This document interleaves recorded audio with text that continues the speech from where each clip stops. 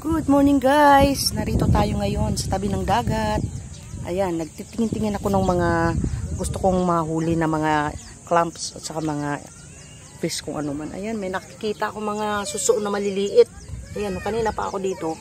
Nagpapaaraw, sikat ng araw. Tingnan mo siya guys, may mga bata na doon naliligo na. Maaga pa, so madami.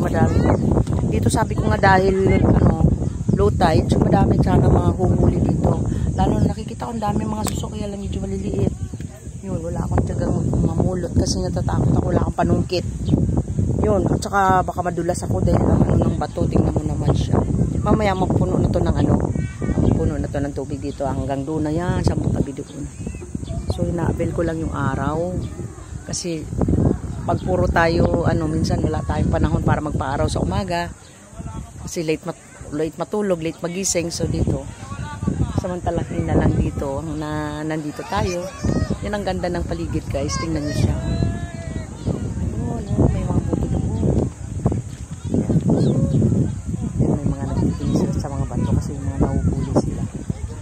Yung may nakita pa ko din kanina, may nangisda mandaron. Yun. Tapos may nag-aalok na dito ng mga puset, ng mga kung anong gusto. Yun, may para isang isla. Nasa Nasugbu, Batangas po tayo. So, para sa outing ng pamilya, kaya tayo nandito. Ina-enjoy natin yung may mga bangka banda. Yung ibang mga kasama namin, wala pa. Mamaya-maya pa sila darating dito. So, may mga dala din kami mga lutuan. May mga dala din kami mga food. Para yung gustong kumain na.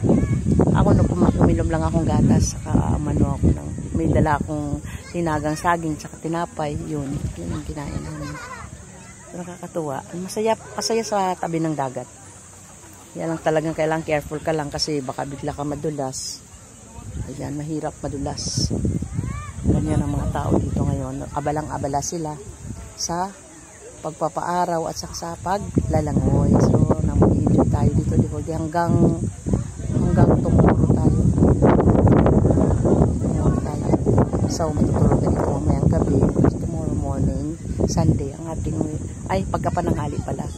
So, yun. Ang ating mga schedules muna ay iniwan muna natin. Mag-unwind naman tayo paminsan-minsan. Iba naman yung ating iba naman ang ating punta. Para naman, may iba naman. Tingnan yung sikat ng araw. Nagtingkad ng sikat ng amin. Tingnan mo, ang buhok ko guys, ang gulo-gulo na. Gulo-gulo na ng buhok ko. Mga basta-basta ayan may mga guys, tingnan mo siya. Yung mga buhay yan. Mga buhay yan. Yung maraming mapipitas o mapupulot dito na makakain. Yan, thank you for watching guys. Follow for more.